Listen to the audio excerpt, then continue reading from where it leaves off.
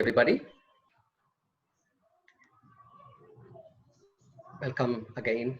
Thanks to Dr. Satyamuthi sir, MSSW, NPS, and all the MSSW students and all the participants. Welcome you all again. I'm very happy to be a part of you all again one more time. Today we are going to look into what is cognitive behavior therapy. A very brief introduction on what it is. In this brief introduction, I'm also going to try and see how much I can share so that your take home is valid. We're going to start on introduction to the very basic behavior, cognitive behavior therapy. As we all know, the cognition, the behavior and therapy, if you take the very simplest word, the cognition is nothing but all the thinking process. The behavior is what we do or act out, and therapeutic process wherever anybody who comes to us, if they have any conflict or any issues, we're going to resolve that by using the cognitive behavior therapy model. Okay? So the history starts a long back. You will be able to recognize the person who's in the picture. It's Gautama Buddha. More than 2,500 years back, he has already said, with our thoughts, we make the world. How true of it. He also said, your worst enemy cannot harm you as much as your own unguarded thoughts. The cognition and the behavioral model looks like it was already existing way back in the Eastern philosophy.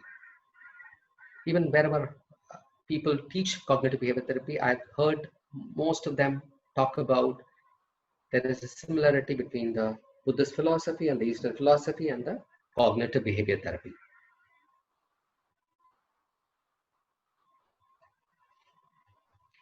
Well, we are going to see how this was developed. What is the link between the Eastern and the cognitive therapies?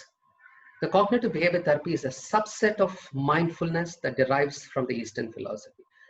Those who have heard about the cognitive behavior therapy would have very well come across many people using the word mindfulness in that. Of course, today, the mindfulness by itself has become a therapy, and it is a part of, it's become a very big part of cognitive behavior therapy, dialectic behavior therapy, and many other models. So there is a very clear established link between the Eastern philosophy and the Western philosophy of cognitive behavior therapy. Professor Harvey Milkman, when he came to India, he said, we have practical ways of explaining to people that our thoughts can influence action, thereby leading to better control of their lives. Well, the most important in the cognitive behavior model is the cognitive therapy evolved way back in 1950s and 1960s.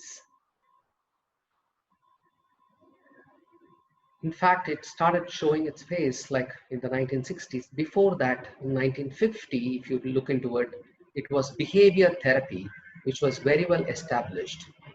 A lot of therapies were conducted based on the behavioral model. Many of us might have come across the behavioral models. The behavior becomes the most important part, and then we keep looking at it. The next part is like, we have practical ways of explaining to people that, the second part is like in 1960s and 70s, we saw a huge cognitive revolution which was happening Aaron T. Beck started that whole revolution. His initial period was he started the whole cognitive model to help the depressive people. It was a therapy which was purely initially developed for the depressive people. And later, now, we see that it has become very important.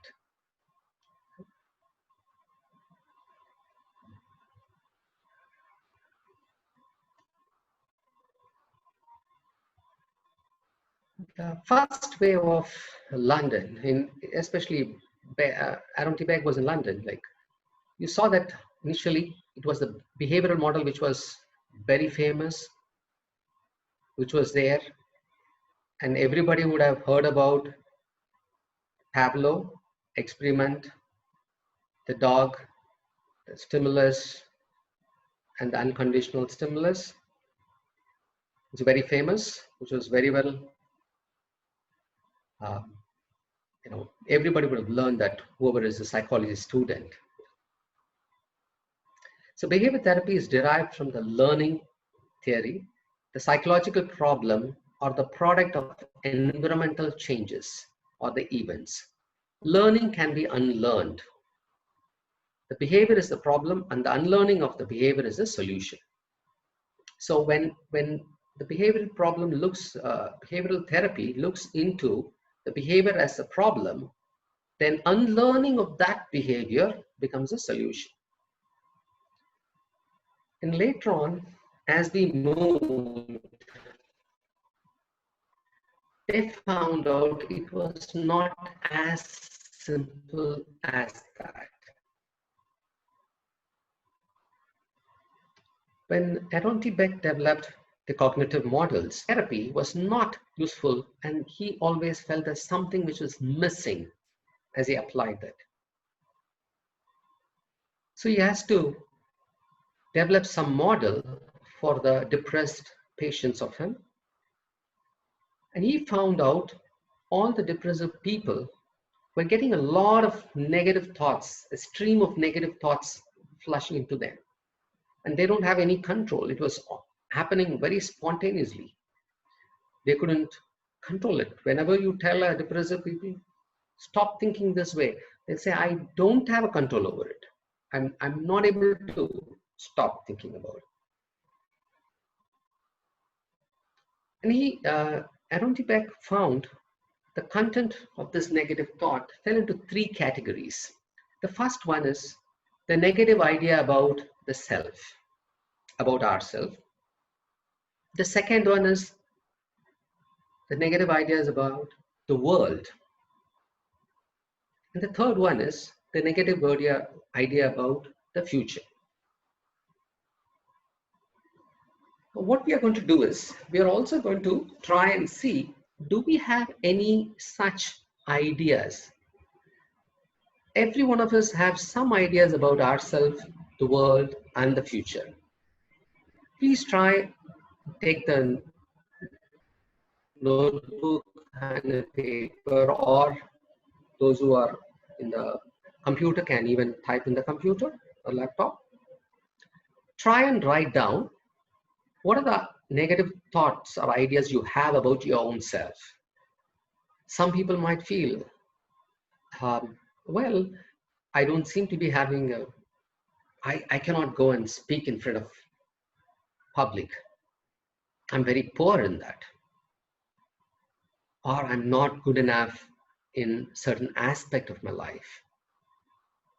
Or we might see the world is very dangerous, especially now you see that the world is very dangerous. We don't know what is happening, something which is unseen, we cannot see in naked eyes, is causing a lot of problem. Or the media is causing a lot more exaggerated things. So we feel that the world is not a safe place sometimes. The future, if all this is going to happen, how the future is going to be? Am I going to go to the regular colleges, schools? Will I be able to get back to the normal life in this world? Or it is going to be more of the media which is going to control us, or it is going to be online classes? What is going to happen? What is going to be my future? So we might have any kind of ideas. Please make a note. I'm just going to give you a minute for you to make a note of that. Negative idea about the self, the negative idea about the world, and the negative idea about the future.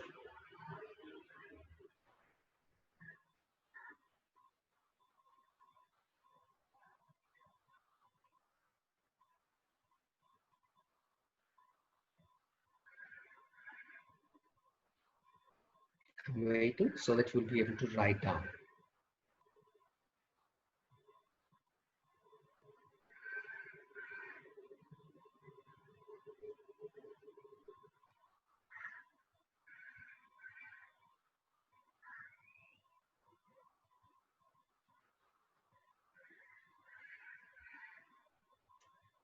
I hope you would have written. Good. This kind of, when some people have a very strong ideas, which are very powerful, they start abstracting our life. And if these kind of thoughts are there for a very longer period of time, it starts becoming, the emotion starts becoming growing bigger and bigger. And finally, it can hamper us from leading a normal life. So Beck started identifying people's thoughts like this, evaluating those thoughts, and found that they were able to be helped better when they are able to rationally and change this irrational thought to the rationality or to the realistic way. Because sometimes we think about the future as which is going to be very gloomy, but is that the reality? Maybe not. We don't know. So now, in what way are we anticipating that? So now, when we look into the reality, then things become much better in functioning way.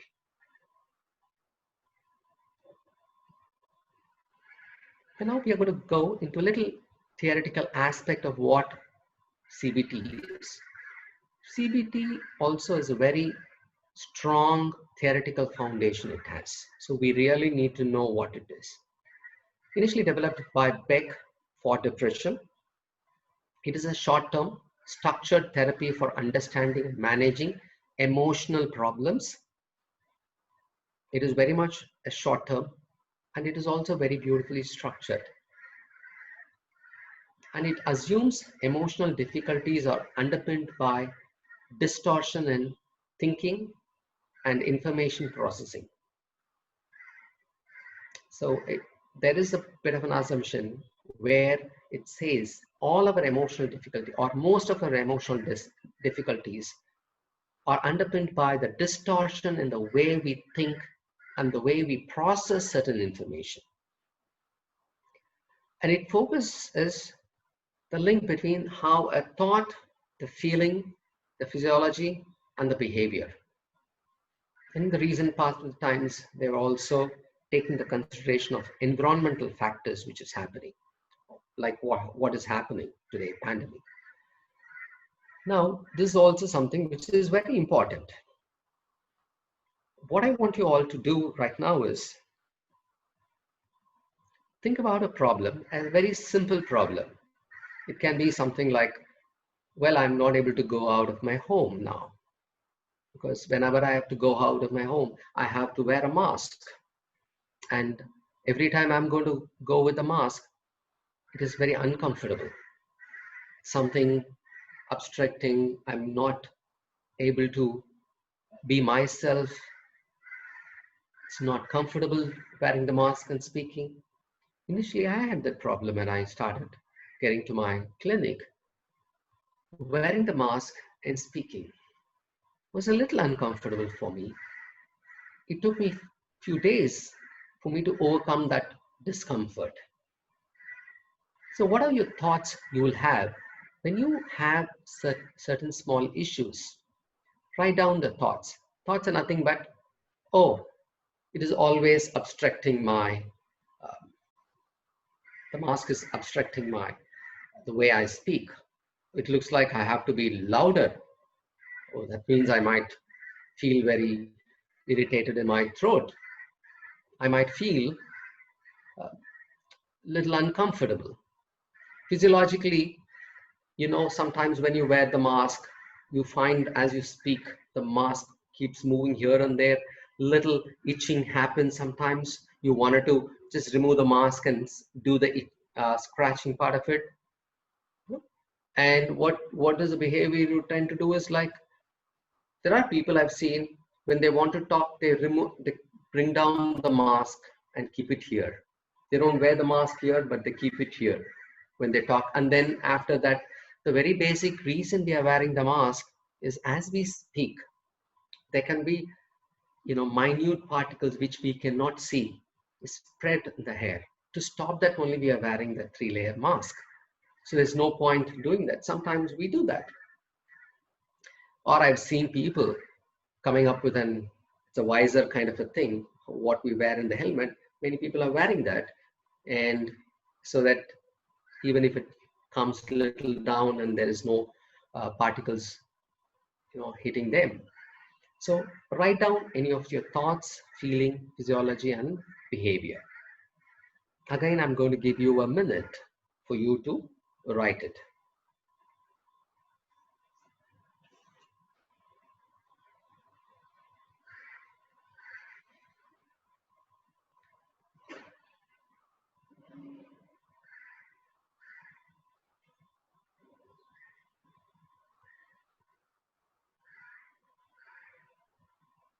Take a simple problem, can be anything. When you think about the problem, what kind of a thought do you get? When you get that thought, what kind of a feeling you have? Or sometimes feeling is most easily identifiable, then try to get into the thought. And sometimes you might be able to easily find out the physiological sensation. If you're angry, sometimes you'll feel that your muscles are very tight. That's a physiological sensation. And sometimes when you're anxious, when you're very nervous, you feel that the throat is dry, the mouth is dry, and you feel that you wanted to sip a water, whatever it can be. The behavior could be avoiding, shouting at people, screaming at people. These are all behaviors. I hope you would have written. Now, what the CBT does is it looks at identifying such thoughts and challenge the negative part of the thought. And it helps the people to enable to cope with the circumstances. As I said, so I find it very difficult to wear the mask. If I'm going to think, how can I counsel with the mask? I'm not going to use the mask. I'm going to be like that. Let me see what happens. So that definitely it is not a very healthy one. Or if I'm going to wear the mask and every time I'm going to put my fingers and keep scratching and do all this, and that's also not going to be healthy. So I'm going to see what is the thought I have. And then I'm going to replace the thought. Oh, for the next few months, I might have to, it's for my safety. That's one of the reasons I'm wearing the mask. So I'm going to wear the visor as well as the mask, even if the mask comes down. So the visor is going to protect me. So that's going to help. So till they find a vaccine, I might have to agree and get used to wearing the mask. That will be a replacement of the negative thinking, and it helps me to cope with that. It doesn't make me feel very irritated or frustrated when I wear the mask. And CBT is a very collaborative in nature. The client and therapist are equal. They are not one up and down. Yesterday we saw about REBT. REBT, the client, the therapist is in an authoritative mode. Not authoritarian, but authoritative. But here it is more of equal. It is the therapist and the client are on the very equal platform. And they're very collaborative. Every time you ask the client what they want to work on, how they want to work on, are they comfortable? It is based on how comfortable they are, and then we are going to move. It involves formulating and mapping out the key thoughts, feeling, behavior associated with the whatever the problem they are come up with. What is a formulation of mapping? I'll give you an example. If somebody, I am staying in West Sadapet behind the Sadapet Fort. So if I'm from here, I have to go, let's say that to Ananagar. If I do not know how to go, somebody will give a direction. Go straight and take a left, and then the right, you'll find the court. From there, you take the straight road, keep going further, don't turn anywhere till you reach Gemini flyover. And in the Gemini flyover, you take the left. Don't get into the Gemini flyover. Underneath that, you have to go, take the left. You will get a Nungambakkam road. Then keep going further straight. The end, you'll see the Sterling Road. Take the right. And then again go further straight. Don't turn anywhere.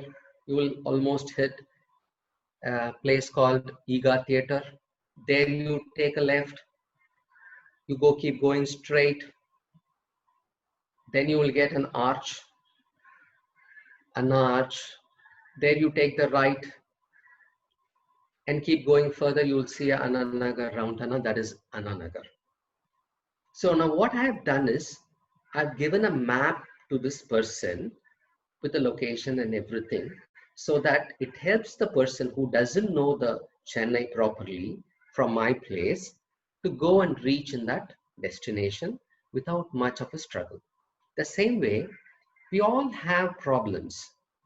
When we have a problem, and the problem has come based on the perception we have, that is a thought, and that has created some kind of emotions, feelings, and that has led to some kind of a behavioral factors which is probably not helping us. So we have to look into that, which kind of a thought brought about a negative feelings, which brought in a unproductive behavior, what is it, who are all the people involved, what are the things which I'm doing. Everything is going to be very important. So as we do this, it will give us a map, so the client and the therapist will be on the same page. The client will be able to understand, oh, this is what I am doing. Oh, now I am able to understand it. It will be very clear for the client. And it involves change method, targeting the unhelpful thoughts and the behavior. Once we identify, then we will be working on changing and replacing the thoughts and behavior. Well, there are certain principles, because as I said, it is a very strong theoretical orientation. It is very strong. The CBT is theoretically determined. It is formulation driven. Whatever the formulation I said before, mapping is the formulation which I gave you an elaborate example. It requires a sound therapeutic alliance engagement. Why it requires a sound therapeutic alliance? Because it is very collaborative. Both the client and the therapist are on the equal platform. It emphasizes collaboration and active participation. So the client is going to be participating equally. So there is a lot of participation which has to happen. The client as well as the therapist will be taking their role and keep moving forward. And it is also goal-oriented and problem-focused. So on this session, we'll be setting up some goal, some problem-focused or goal, and we will try to work on that. Initially, it may look a little tough, but as you get comfortable, it is very easy, so that you don't digress so much and you don't keep talking about something which is not necessary for that particular issue. So the most important thing is we keep working on such goal and problem in that. So it is also initially going to emphasize here and now. Especially in cognitive behavioral process, we don't look too much into the past. It is always going to be about the here and the now. It's going to be very, very important. Very occasionally, it's not that we never talk about the past. In certain instance, we will be talking about the past. Not too much, we will not dwell into it. It involves psychoeducation. It aims to be a short term. When I say psychoeducation, there is a cognitive model. The client is not familiar with the cognitive model. So you might have to explain what is the cognition, what are the negative thought, what does it mean, what are emotions. For people who have studied, it may look very simple, but sometimes when the client comes in with a lot of emotional issues, for them it could be a little difficult process for some of them. So you might have to really educate them on that process. So what are the thoughts, what are the emotions, and what the behavior means? Many times clients get confused about the thoughts or emotions and all this. Emotions are always like anger, fear, joy, guilt. These are all emotional. Sometimes I don't like it, that's my emotion, they will say that. So they get confused. We have to educate them on the whole process. And it is a very short-term process. The sessions are very structured. It facilitates the client to identify, evaluate, and respond to the dysfunctional thoughts and beliefs. The dysfunctional thoughts and beliefs, why we use the dysfunctional is any thoughts and belief which doesn't allow us to reach our goal are dysfunctional. It is not allowing us to function in the normal way in our life. So it's called as dysfunctional. It uses a varieties of techniques to help challenge the cognition. There are a lot of cognitive processes we have where we use it to challenge those things. So the cognitive model, in brief, cognition mediates behavior. Well, I may not be able to see you all. Can you all clap now? Well, I'm able to hear a few of you clapping. So the moment I said, thank you very much. The moment I said clap, what happened? You received it, you perceived, you heard me saying it. Cognitively, you processed. Clapping means you have to put your both hands and start clapping. So you started doing it. Your cognition, which was inside your head, came out as a behavior. So cognition mediates behavior. The cognitive evaluation affects emotional and physiological response. Whatever the evaluation we do in our head, it affects our emotional and physiological responses. Patterns of maladaptive cognitions are characteristics of psychological disorder. Whatever we call as a psychological disorders are characterized by some of the maladaptive cognitions. So we have to be very clear about it. Not all the cognitions are distorted cognitions or psychological disorder. When it extends beyond a particular period of time, it is a psychological disorder. So there is a cognition and then there is a behavioral component. In the behavioral, reward influences a behavior. And we see that with children, if you could do that, I'll give you a chocolate. Then immediately they will be fine. They'll be quiet for some time, whatever the little time you ask them for, because they're going to get a chocolate. That's a reward for them. That initiates that, allowing them to sit in a place for whatever the time it is. Changing behavior, learning new skills, reducing negative behaviors are the one which will be focusing there. Because there is going to be, because of the cognition, there is going to be an altered behavior. we'll be working at changing the cognition and then also help people to change their behavioral things and probably learn certain new skills. Some people, when they're very angry, for example, so whenever somebody says something, they would scream at other people. If you ask them, no, I have to tell them what was in my head. So we can teach them what is assertiveness. So it's not that every time you're going to be telling other person you have to be very harsh or loud and screaming, but you can be very assertive in saying that. And trying to reduce sometimes the negative behaviors. Some people may not be entirely be able to come out of it, but try and bring down the negative behavior as much as you can so that they become very functional. And the most important thing here is the cognitive in the factor, something called negative automatic thinking. So it's like, I'm going to explain this three concept, which is very, very important in this thing. And I wanted you all to do a bit of a work in this also. You might have written certain problems and suddenly whatever, when there is a problem, you get an automatic thought. The thoughts are very automatic. We don't think about it. Now, some people, when they have to go out, or like I'll give you another example.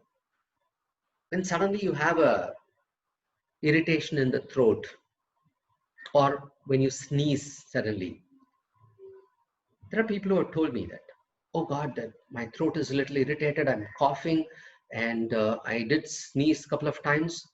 Oh, will it be corona? Was it be COVID? I'm infected by the COVID. Oh God, what is going to happen? I'm going to be quarantined. Oh God, I have to go to that government hospital. There will not be any facilities. How will I stay there? I'm so used to staying in my home with air condition, in my comfortable bed, with, I'm used to people in my home cooking all the delicious and wonderful food. Oh, I heard that if I'm being infected by the corona, I'm not going to have the smell and the taste. Oh, that means I cannot even taste the food for some period of time. Horrible it is going to be. So this is all going to be a negative feeling, negative thoughts. So it is an automatic one. I am not thinking consciously to put in all this into my head. So it is a kind of a negative automatic thoughts, we call it. And if you put in a little effort, you will be able to identify those negative automatic thinking. It's a little easier if you put in a little effort. The core beliefs are very general. They are the bottom line. They are like a foundation for which the negative automatic thinking comes up with. And they are very generic. I'm hopeless, I'm useless completely. They'll be functioning in some part of the area. Because they are not able to function in one part of the area, then they're going to say that I'm hopeless and useless. They will say, my life is done, over. I'm going to get COVID and I'm going to die and everything is done, over. And another part is dysfunctional assumption. I said the core beliefs are the foundation kind of a thing. And the negative automatic thinking are on the very superficial level. The dysfunctional one is in the middle of it. So it's kind of sandwiched between the core belief and the negative automatic thinking. That's why they say they provide soil for the gnat from which they sprout. It is also called rules in life. I'm going to explain this and we are going to do a bit of a work. Let's try this. First, we are going to write to automatic thinking. All you are going to do is take one sip. Many of us, we get angry or we get irritated so easily. I'm very sure that many of us do that. Or sometimes we become very anxious, we become very reactive. Sometimes we are very impatient to a lot of things. Many people also, many women or most of the women or very few men also, they're scared of lizards and cockroaches. Maybe even dogs. Many people, including men and women, are scared of dogs sometimes. Or even the current situation of pandemic, because many people, they are on the verge of losing jobs, or they are not able to earn as much as they can. So all this is a part of it. So like you can pick up one of the problem, one simple problem. Don't take a very complicated problem, a family problem which has been there.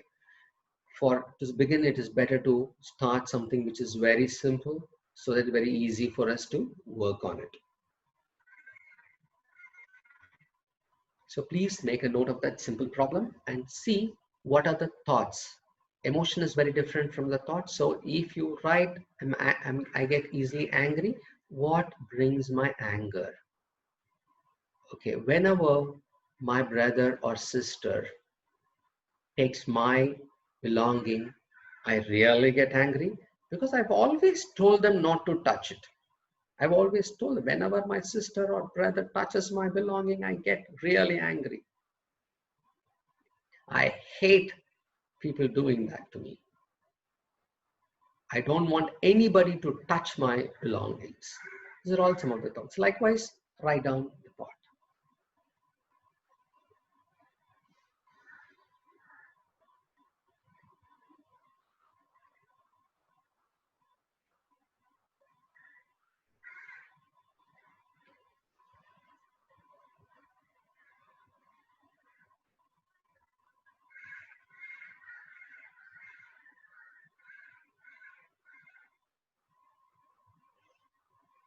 You can take a time. I'm going to give you 1 or 2 minutes because it's very important.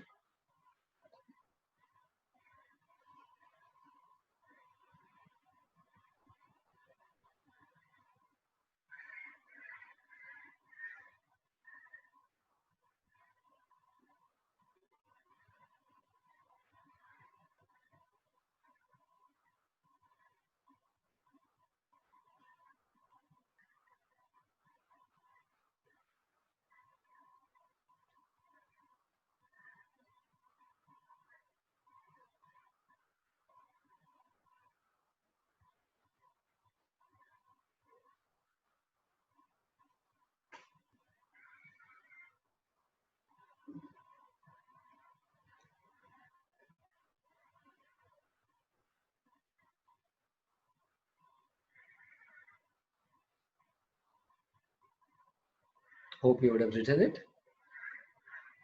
Once you've written it, and then we are going to go to the dysfunctional part of it. We'll come to the core belief later. I'll explain you about it, why I'm skipping that as of now. The dysfunctional assumption, as I said, are kind of a rules. It's a very hard rule. It has should and must, like what we saw yesterday. There's a lot of should, must, and all this is applicable in the dysfunctional assumptions. There, they called it as beliefs. Here it is dysfunctional assumption is separate part of it. My sister or brother should not use my belonging. Should not use my belongings. That means if they do it, I get angry because there's a rule, they should not use it. Wherever I go, I must be respected. Must be respected. Wherever I go, I must be respected. So there's a must. So like should, must, all this form into a dysfunction because they are rules. Any rules we lay down becomes a dysfunctional assumption. When we have this dysfunctional assumption, we have a very strong feeling coming along with it. If I see my sister or brother touching my belongings, sometimes, there are twins or some siblings where they take the t-shirts and wear it. There are people I know, they don't want their comb to be used by anybody else. They dislike their siblings using the comb. They have their pillow, they have their uh, dresses, they have their mobiles or any other, even sometimes a PlayStation or anything. They don't want people to use it. So they're very clear that they should not, nobody should touch my belongings. Likewise, ask yourself, is there anything in the issue which you have written, where you written your negative automatic thinking, is there any dysfunctional assumption you're able to identify? Is there any rules you have which brings about the negative automatic thinking?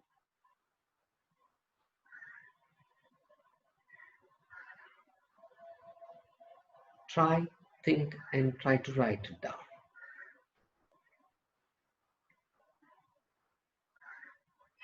I'm going to give a minute. Take your time.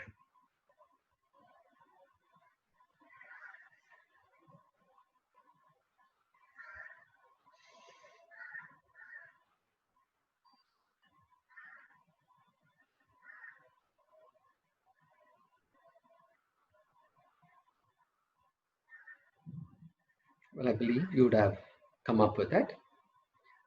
Now let's go into the core belief. Well, core beliefs are the very bottom. So it is not something where we can easily find it out. It is not available to the clients so very easily. Many times you have to collect a lot of their thoughts, listen to the negative automatic thinking pattern, and if there is any dysfunctional assumption, we have to take that and try to see. And then over a period of time, we will be able to arrive at the core beliefs. Because I'm not aware that what kind of a simple problem you're taken. Sometimes the simple problems may not even have a very strong core belief. Even in cognitive behavior therapy, they say that many of the clients, when they come, if you work on the negative automatic thinking and the dysfunctional assumption, that is more than enough. And even that working on the dysfunctional assumption can by itself alter the core belief. I'm a useless person. I'm good for nothing. So very generalized, too very generalized. I'm hopelessness. They'll be with a lot of people and then say I'm lonely, and they'll say nobody can help me. Some of the core beliefs can be altered just by working on the dysfunctional assumptions itself. Maybe in some cases, in trauma and all this, we may have to go to the core belief and we may have to work. Other things, the simple issues, you can work very much with the negative automatic thinking and the dysfunctional assumption, which is much more than enough. Okay, that is one of the reasons I have not come to the core beliefs. I hope you are able to understand all that. What is negative automatic thinking, what is core belief, and what is dysfunctional assumption.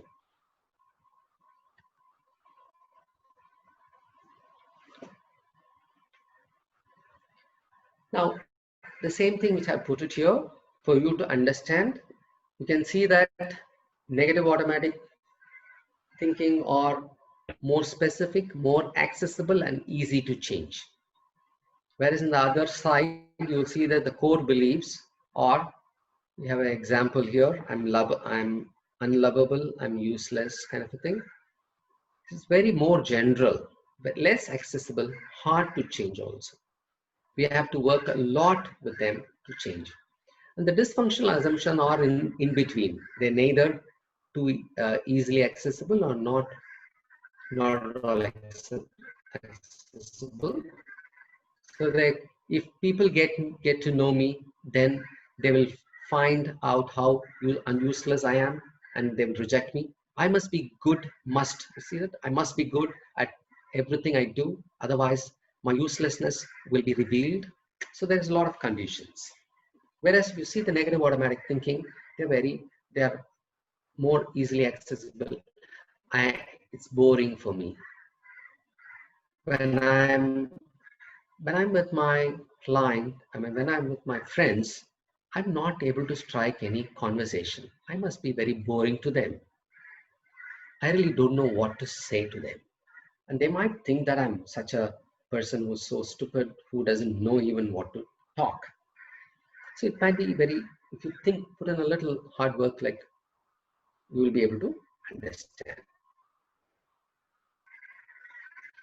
So I hope that you're all clear about what I've done so far, right? I'm just going to brief whatever we have seen in a little more way. So cognitive behavior therapy is very active, structured, and focused program. So in the counseling it's very active. Both people participate, structured and very focused. It is formulation driven. And it is based on the idea that our emotions are influenced by our thoughts and behavior. The emotions don't come by itself, because many of the clients will be able to identify their emotions very easily, not their thoughts. Behavioral also is like identifiable. The next one is, if we can understand and modify our thoughts and behaviors, there's a good chance that we can feel better. So that is what in cognitive behavior therapy we tend to do.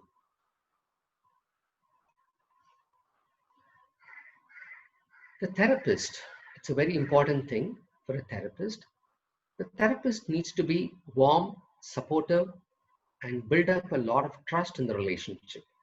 The first couple of sessions are very, very important and very vital.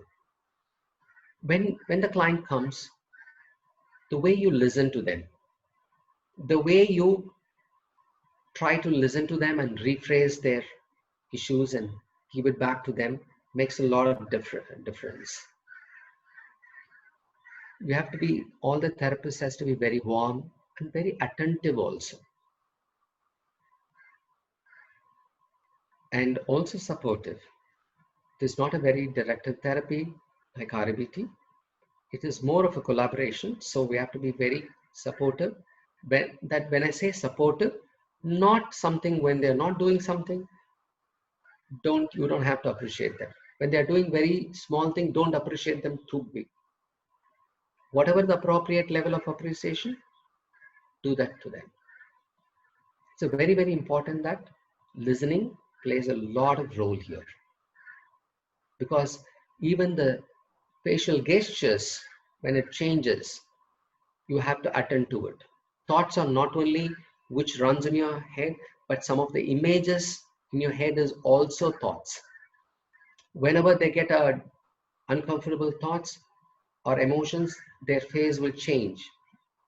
There'll be some kind of a feeling, or they may feel sad. It will be very perceptible in the face. So you might have to be immediately, oh, I see a change. What is running in your head? Are you feeling something, some kind of emotions? They will say yes. And when they are able to understand this, like, oh, my therapist is so observing, very attentive to me. He or she is able to pick all the smallest changes. That's wonderful. So that kind of a bonding will happen. The next, we saw that it is collaborative in nature, and we need to work. When I say collaboration, we have to agree, the client and the therapist have to agree upon what they need to work on that particular period of time in that session. If it is agreed to do with 50 minutes or 60 minutes, within that 60 minutes, what you're going to work. In case, if they have agreed, then because it is also structured, then they agreed, then if they bring in some other issue, we can always say that, oh, we have accepted the goal of the session is this. So we are accepted to work on this. Shall we stick to this goal?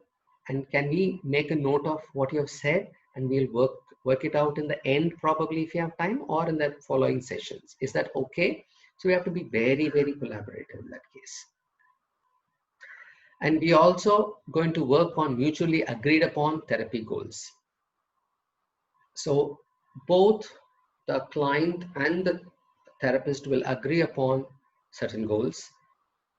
Sometimes if the client is suicidal and if the client is not focusing on that, if they don't focus on that, then the therapist can discuss with the client. You also mentioned about a suicidal ideation. Is it okay for us to work on that? Because it makes me feel a little uncomfortable, because suicide, I think, is a very important issue. Shall we spend about 10-15 minutes on that before we go into the issue which we are agreeing?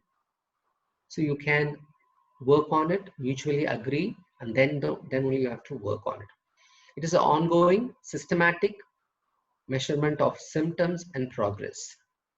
So when we say that we are going to keep working on the thoughts and the emotions and the kind of a behavioral changes we need, when we work on the emotions, for example, when they say, I was very angry,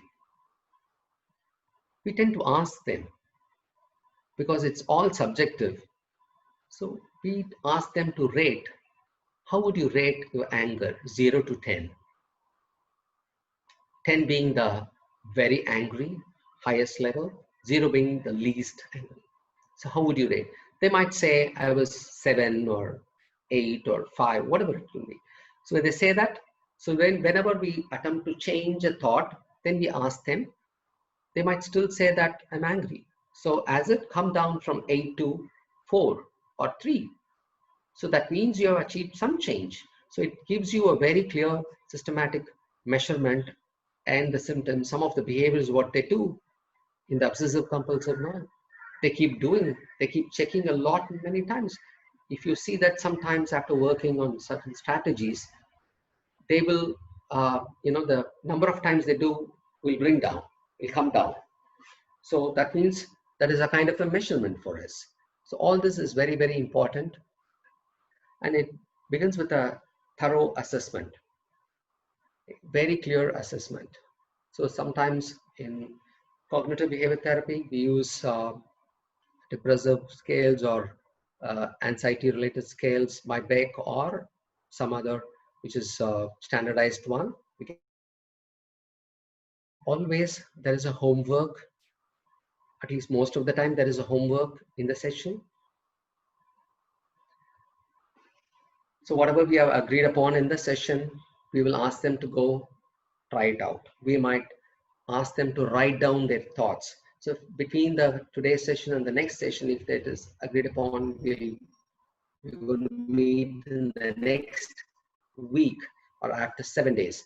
Till that, whatever the thoughts they have, the negative automatic thinking, they will make a note of it.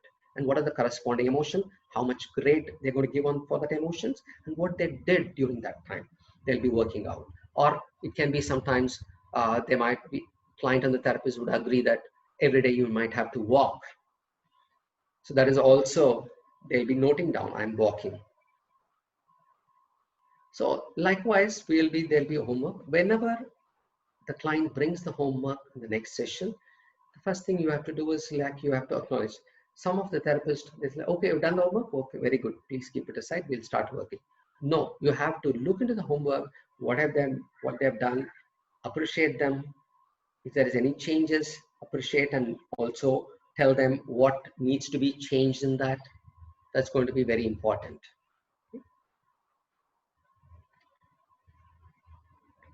So the cognition behavior, as we have seen already, the behaviors are things we do, our action, which are very observable and which are subject to change. All the behaviors, most of the behaviors are observable. Even keeping quiet is a behavior, and it is observable because he's quiet. Okay? Cognitions are nothing but thoughts, beliefs, perceptions, the kind of a self-talk which happens inside the head, the kind of images, the pictures, the mental dialogues, whatever it is.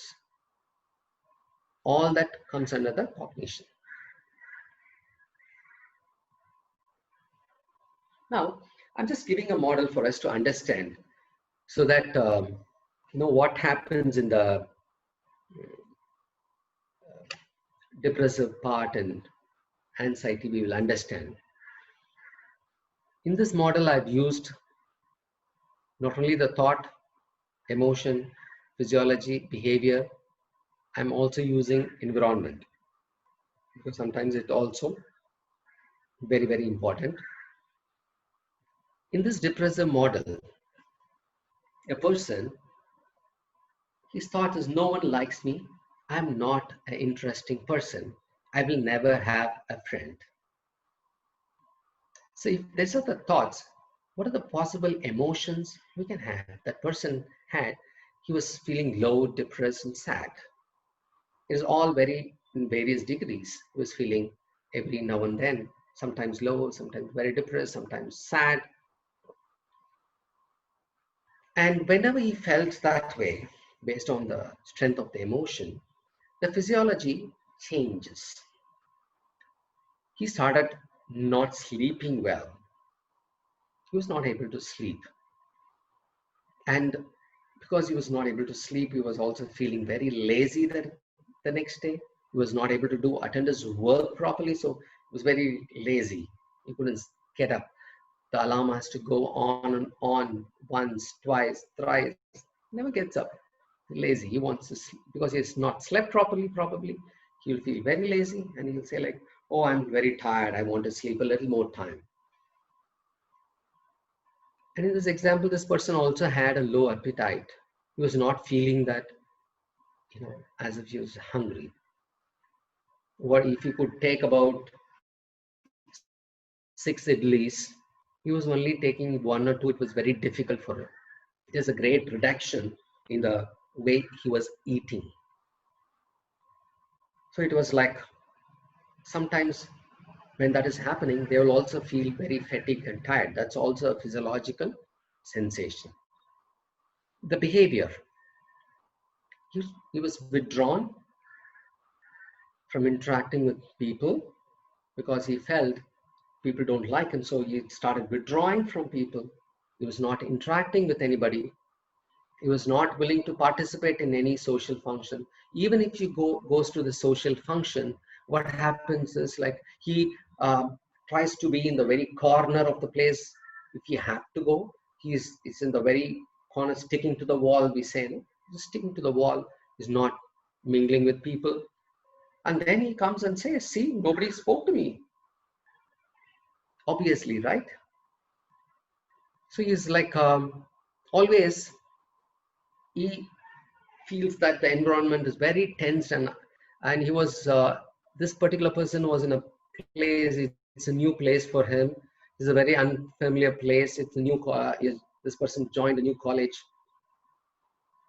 It's very unfamiliar. It's a complete different language and all this. So it was like the living conditions were very different. It was this person was in southern part of the India, like Chennai. He moved where it was very cold. The climatic conditions also was very cold. It was very tense. There's a lot of, people were rude to them. They were upright. They were not actually rude. They were upright, answering on the face. So he found it to be rude. So and it was very unfamiliar. Since it was new, he was not very comfortable with the campus where he went. And he started feeling depressed. So this is a very, very important thing. Like, it's a very depressive model which I have put in. I'm also going to show a model on anxiety. We will see that what happens in this. Here, the thought, this person had a thought, something bad is about to happen. Because there's a pandemic, there's something bad about to happen. Nervousness, anxiousness, panic. He was feeling very uncomfortable.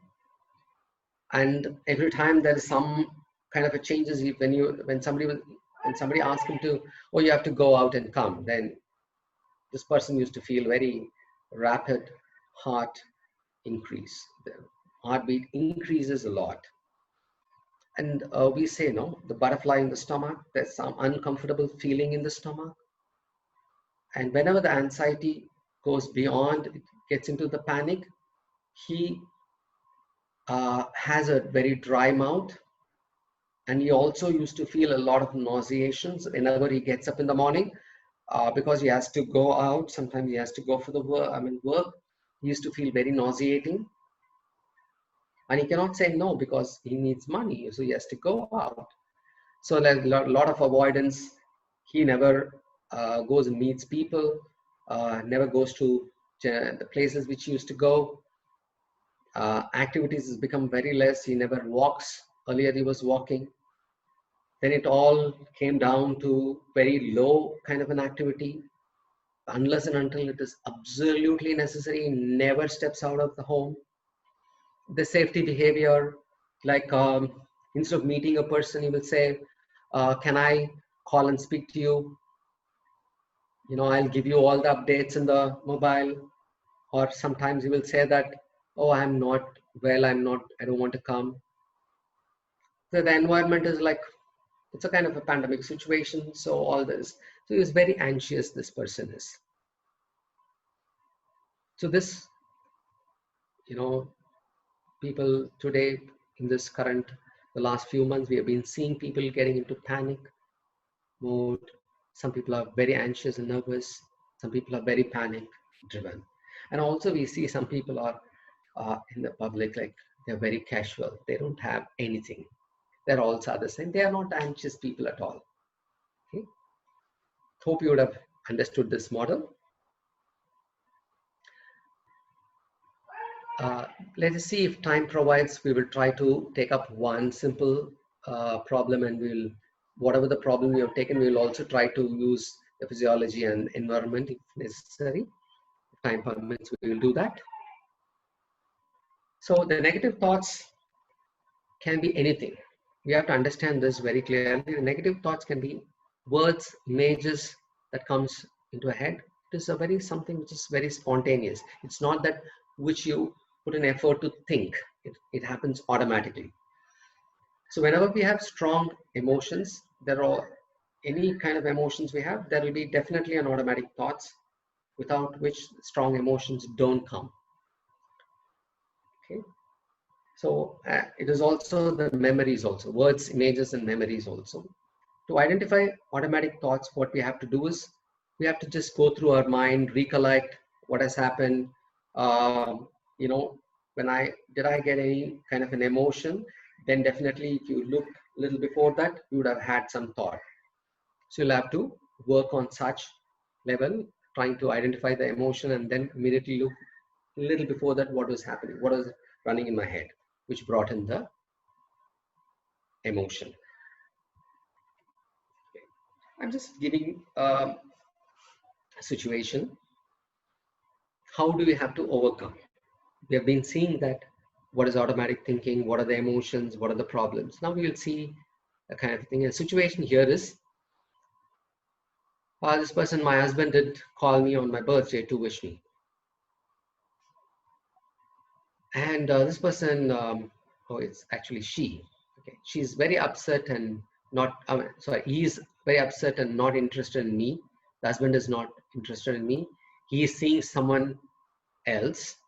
He wants to leave me. He wants to go out of marriage, and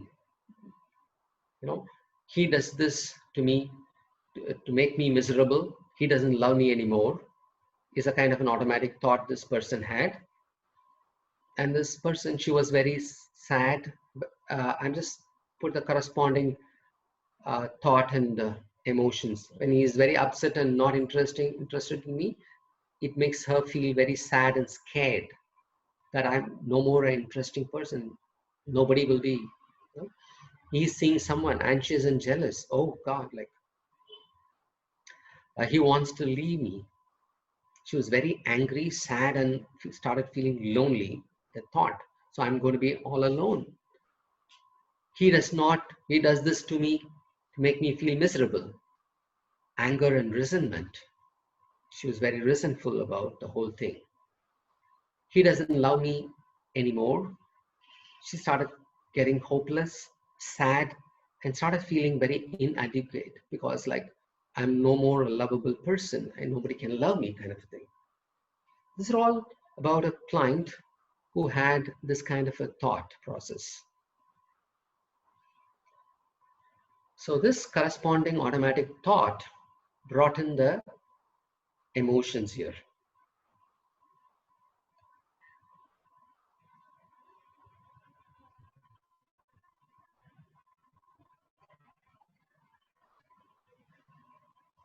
Now, when this kind of a thing which happens to us, now we have to understand one thing very clearly. What do you do about the automatic thought is a very big question. So you have to understand these thoughts are not real. It is only real in your head. And actually, it may not be true. Ask yourself, where is the evidence that supports my thought? There is no factual evidence that he is not interested in me or he is seeing someone. There is no proof. She has not got any proof or any photos or anything. Like maybe he would have spoken to a couple of his colleagues, but doesn't mean that she's seeing somebody. So far, he has never left me, though he has forgotten earlier. So some of the anniversaries or some of the things which she asked him to get, he might have forgotten it. But it doesn't mean that he has always left every time he has forgotten. He is also a person who is not very expressive. Just because he's not expressive, that does not mean that he doesn't love the person. It's very, very important. Is there any evidence, that suggests that thought is 100% accurate and true? Basically, when she looks into it, similar situation happened in the past. He has forgotten the anniversary, but he has not left me or gone away with someone else. It has happened before. So he has not gone. Maybe he has forgotten. Based on the evidence, is there any other way to think differently? An alternative thought? This particular person, the husband of hers, is like very involved in the job. When he gets involved, he forgets everything. Almost he is only in the job. And he is also very passionate. Sadly so, she said, it almost feels like he gives a little less important than when it comes to job. He is not as passionate as he is with the job, with the family. Though he loves his family, whenever in the holidays, whenever they are able to go, he has always been with the family. He is able to buy things, get things. He makes sure that everybody is, wherever the holiday they go, everything is done in a very nice way. The wife, the children, they are all fine, taken care. Nothing short of thing. He gives all the comfort. He's taking care of all that. Then where did she get all this? So this will help her to understand the thought, my automatic thoughts are not true. It is very, very clear. It will be easier for us to understand when she is able to do this work. Now, before we have questions, sir, do we have another 2-3 minutes for us to work a little bit, sir? Satyamurthy, sir? Yes, sir, we can. Can we take, sir, before the question? Yes, sir, we can. We have time. Yeah, we have time. Yeah. So what I want you to do is, you have all written about a problem. You have written some automatic thought and emotions. Can you, if possible, can you look into what are all the kind of evidence against that? Can you just try and work on it? Can you see that? What are the, what is the evidence? Ask yourself, if you have written some thoughts,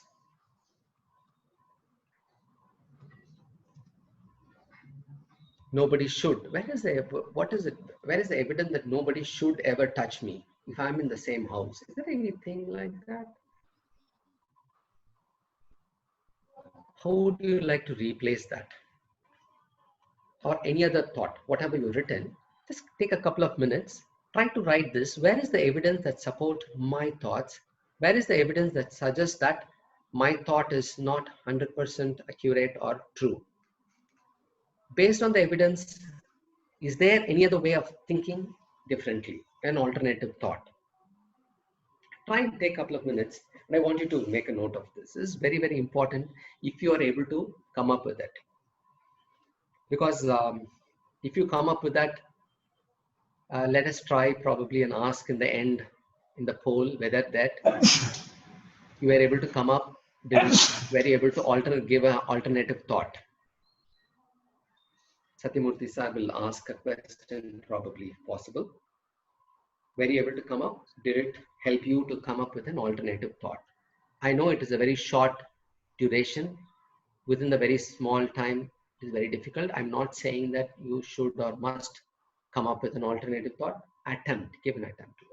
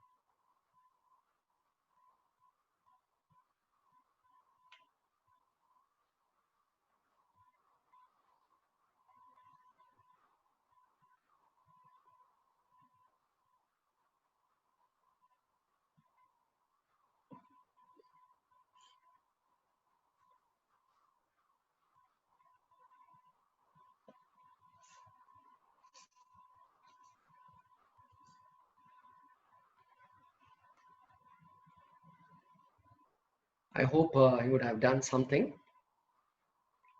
This is how the cognitive behavior therapy, identifies the negative automatic thinking and the corresponding emotion. And then we help the client to change the negative automatic thinking into an alternative process by way of challenging and asking them differently. It is all a process where we be with the client and help them do it. Okay. I hope this was useful and interesting for you. I also hope I made some justice in this 1 hour and 15 minutes or 1 hour 30 minutes. I'll see you all in the question answer session soon. Thank you so much for patiently listening and working out with me.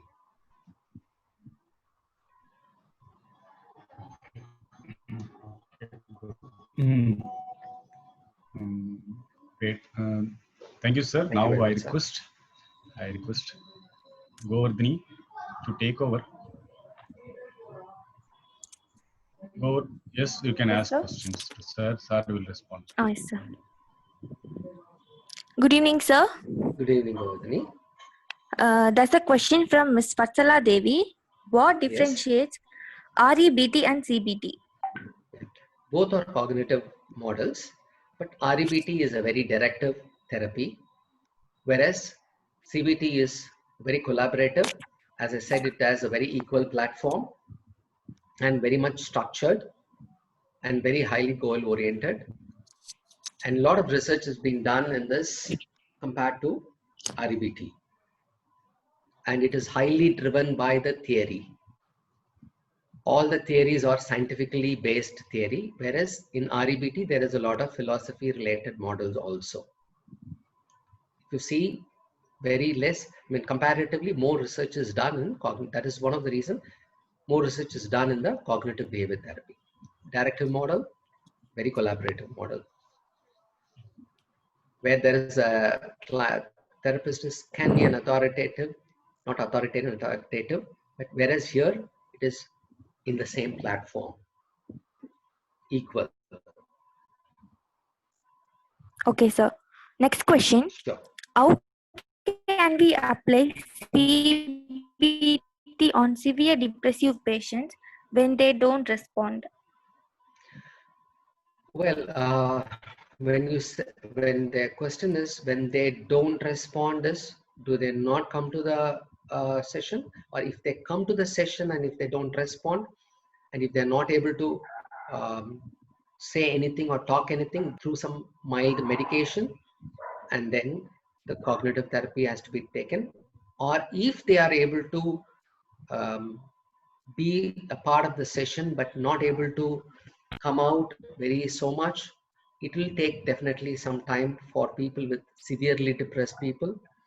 Slowly we need to encourage them, identify some of their emotions, and whatever they are doing, we have to have a daily activities task, ask them to start walking, doing some simple activity for them, not activity which is simple for us, for them. So we have to slowly enhance them, and soon they will come. Within few sessions, they will be starting to feel better with some physical activities. Yes, sir. Next question. Next question is from Ms. Megha Jha. If they don't know on what they want to work upon, then how can we apply CBT? See, basically, even though they many a times client come and say, I have this, I have that, I have this, so many things. I really don't know what to work on and how to work on. So we take a list of all the various issues, like if there is 6 or 7 or whatever it is, then we tell them our sessions will be structured in such a way that we'll be taking one issue and we will work. Out of the 6, which one would you like to work? If they say, I really don't know, then we ask them, pick one of this. Pick one of the six or 7, and then we'll start working on. Next question, sir. Next question is from Karna Barman. Yes. Can you give another simple example by relating to negative automatic thoughts, core beliefs, and dysfunction assumptions? Okay. A person goes, let's say I'm a student. Satyamurthy sir is asking a question in the class. If I'm a student and I'm not able to answer it, then my thought could be that, oh, such a simple question I didn't answer, other people are able to know it. What a stupid person I am. Is that negative automatic thinking? Then my dysfunctional assumption will be, if I am not able to answer this kind of simple question, how I can be a good social worker? I might have to quit this and then find some other job. The core beliefs would be, I am totally useless and worthless person. Sorry, sir, I've used you. I'm very sure that whoever is student in your class will definitely understand. Yes, since you're right in my view, so I thought yes, sir. I will take this as an example. Thank you, sir. Thank you, sir. I have known Satyamurthy sir is teaching all the students. I've spoken to all the students. He takes a wonderful class and every of the students understands so very well. I know that. Thank you, sir. Thank you so much. Yes, Govardhani, you can. Following to the previous question, Ms. Vatsala Devi asked, can we relate these negative automatic thoughts, core belief, dysfunctional assumptions as irrational belief from CBT? Yeah, definitely yes. Here we have divided into negative automatic thinking, dysfunctional, and core belief. There it is looked as the irrational beliefs. In RBT, it's irrational beliefs and rational beliefs, nothing beyond. Next question, sir, from Deepa Banerjee. How Yes. to wind up session as many clients start depending on the therapist? Wonderful question, Deepa. In cognitive behavior therapy, the dependency will not be nurtured because they are on the same platform. But as the therapy goes by, the cognitive model will be given to them, and they themselves will almost become a therapist for their own problem. Almost towards the end, the client will feel, oh, now, they will almost towards the end, you know what, Ganesh, I was able to, this particular thing happened, I was able to quickly understand, I resolved it. I'm very happy about it. The moment there, we make sure that they try to use it in few of the situations, from simple to the complex one. If they are able to continue to work on simple to complex and they are still comfortable, then we agree upon slowly terminating the sessions and thereby finish it. So it will not be a dependent issue where we hand over the therapy to them. They also become a kind of a therapist for themselves from then on. They'll be empowered, yes. Next question, sir. From Vatsala Yes. Devi. How effective self-counseling and self-therapy will be through any of these methods? Definitely, it will be helpful to a greater degree, but definitely it will not be as easy as when you're sitting with a therapist. What is happening? Therapist will be not affected, will be very objective in nature. When we are going through the problem, we might be very subjective. It can hamper that part of it. In simple issues, yes, you can effectively still use it and work on it. In the complex one, somebody asked in a very highly depressed patients, then it is very difficult to use self thing. You might have to take some help from a therapist. That'll be better off. Next question, sir. How do we minimize choices being unwelcome consequences? How do we minimize choices being unwelcome consequences? I hope I'm trying to understand the question. How to minimize the choices, unwelcoming the consequences. See, if it is a consequences, sometimes I'm also going to my clinic, I'm meeting people. The consequences of me getting corona is definitely there. But what I'm doing is I'm using the choices of all the protective thing, wearing the mask, even when I'm counseling. I'm using the hand wash, maintaining the social distance. These are all the choices which is available to me. I'm using this choice to bring down the consequences of getting affected by corona. If I've understood the question correctly, and this would be my answer. Yes, sir. Next question, sir.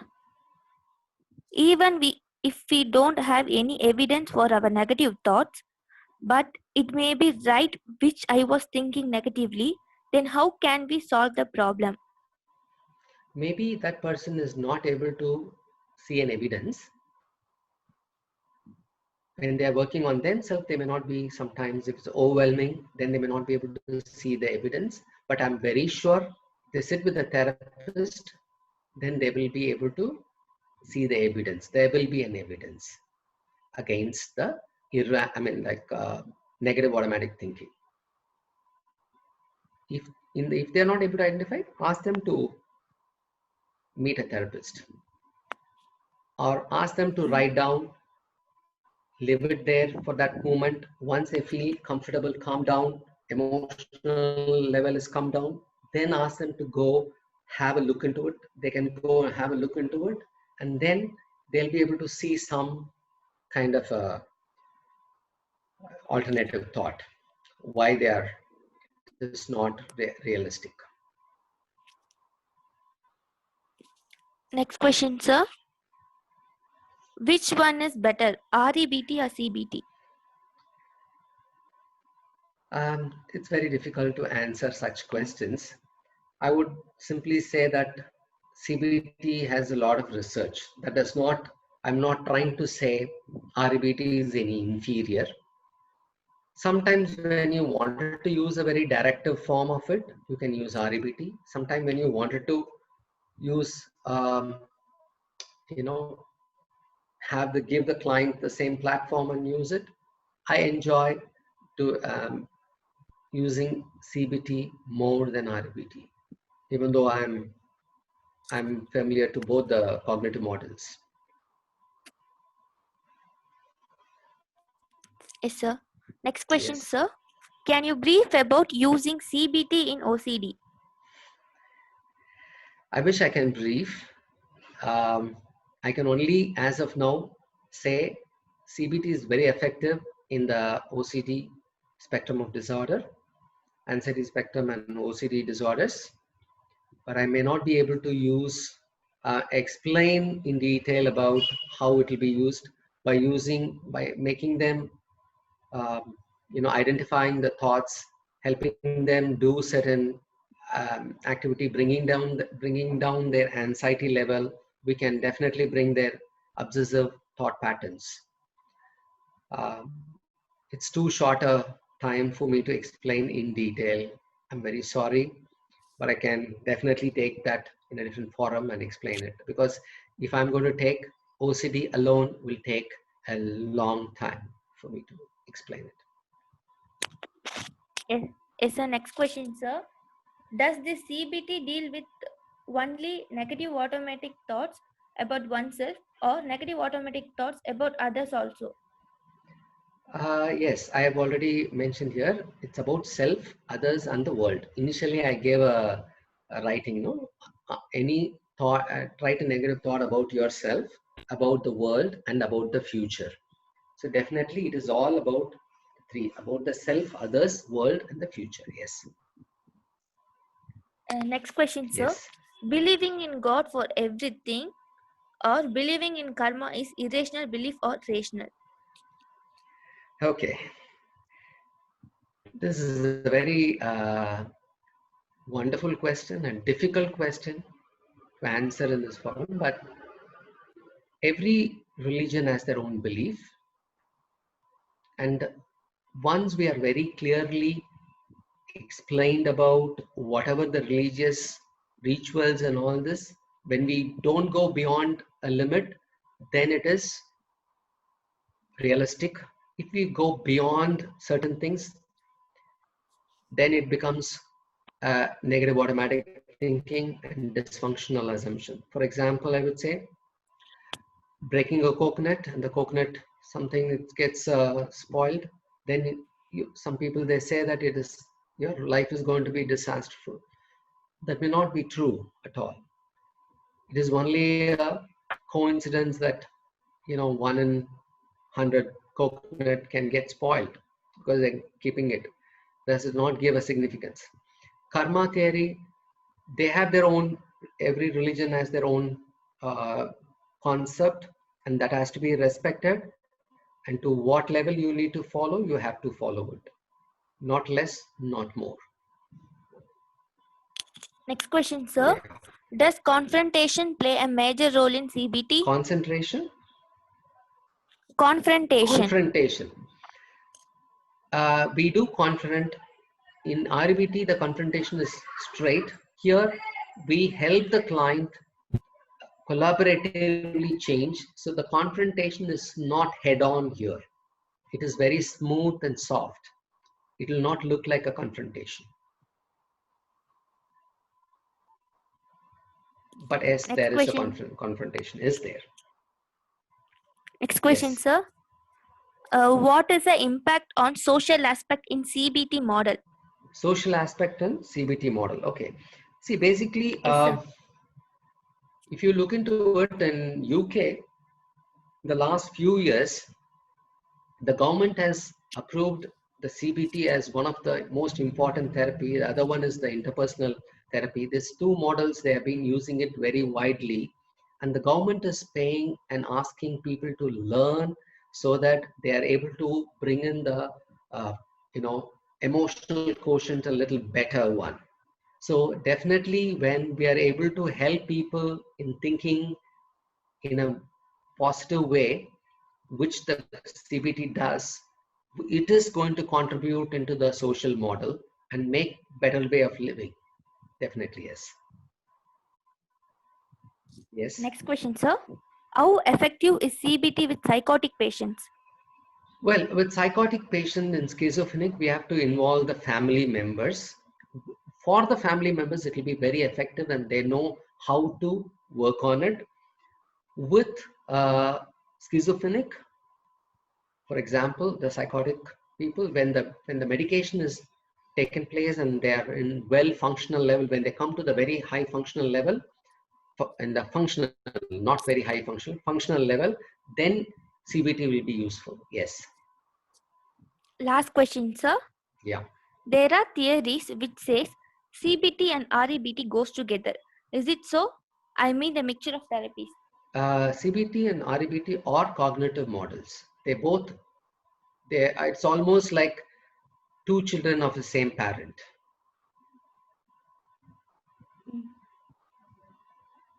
So that's my answer to that. Yes. Great, sir. Thank you, sir. Thank you, Govardhani, for a wonderful Thank you, Thank you, consolidation. Govardhani. Great. Thank you. Thank you, Govardhani. Thank you.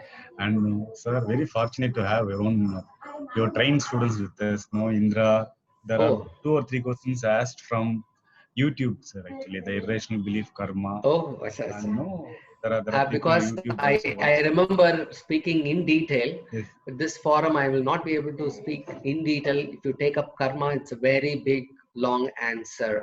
I have to explain a lot of things. Yes. Thanks for the yes. question, Indra. Yes, sir. And Kirtana, know what all the students, those who are no trained by you, are there in the YouTube, sir, actually, Oh, thank and you, they are thank you. It's wonderful, wonderful, yes. Thank you, sir. Whenever, Thank you. so please, sir, Prabhu, sir. Anything, Prabhu, sir, please proceed. You want to ask questions, sir, please. No, no, no. Thank you, Prabhu, sir. Thank you, sir. thank you, sir. Thank you, Professor. Arulda, sir, any question you have, sir? Yes, sir. Any questions, sir? Anything you want to ask? You're raising your hand. Okay, okay, okay. So, and Hello. on behalf of all, yes, someone is raising. Yes, please proceed. Sir, Last Gauri question. here, sir. Please, Gauri, ma'am. Yes, please. Yes, sir. I'm having one question because in my relatives, one person is there. He is having OCD problem. So Yes. we have tried we have taken care and we have taken to him in psychiatrist, but still is not leaving that OCD. Yes, sir. Okay. So how to we have to Yeah, handle? I've been handling a lot of OCD clients who have shown a wonderful progress and they've come out of it. It all depends on how you handle such people. You have to first bring down the anxiety. Unless and until you bring down the anxiety, you will not be able to handle the OCD. So it is very, very important that we might have to do that. If they are not doing it correctly and if they suddenly bring in exposure response, then they might, sometimes for some people, it will immediately, if you don't prepare them for ERP, they become more anxious and they get into problem. So try to take them to a better therapist. Definitely Okay, CBT sir. works and it helps a lot, ma'am. I'm Yes, very sure, ma'am. yes. Thank you, sir. Thank you, sir. Thank you. Thank you. Most Thank you. welcome. Thank you.